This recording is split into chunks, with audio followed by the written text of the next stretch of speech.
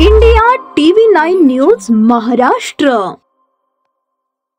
बार्शी तालुक्यातील सुरडी येथील सोलापूर जिल्हा बँकेच्या शाखेवर भर दिवसा 3 दरोडेखोरांनी बंदूक व कोयत्याचा धाक दाखवत 1,54,300 रुपयांची रोकड जबरदस्तीने लुटल्याप्रकरणी तालुका पोलिसांनी दोघांना अटक केली। सागर अशोक बोकेफोडे वय 27 राहणार फलटण सध्या बार्शी, करण किसन लोंढे वय 19 राहणार बार्शी अशी या प्रकरणात अटक करण्यात आलेल्या दोघांची नावे असून गुन्ह्यातील तिसरा आरोपी अल्पवयीन आहे।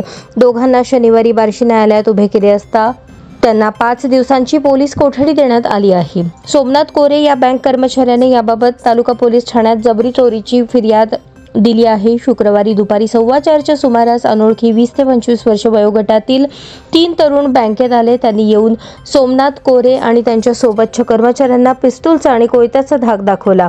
कोरे यांना कोयत्याने जखमी केले। पिस्तूलने 2 वेळा फायर करून सोमनाथ कोरे यांच्या ताब्यातील बँकेची 1,54,300 रुपयांची रक्कम बळजबरीने चोरून सायकलवरून पळून गेले।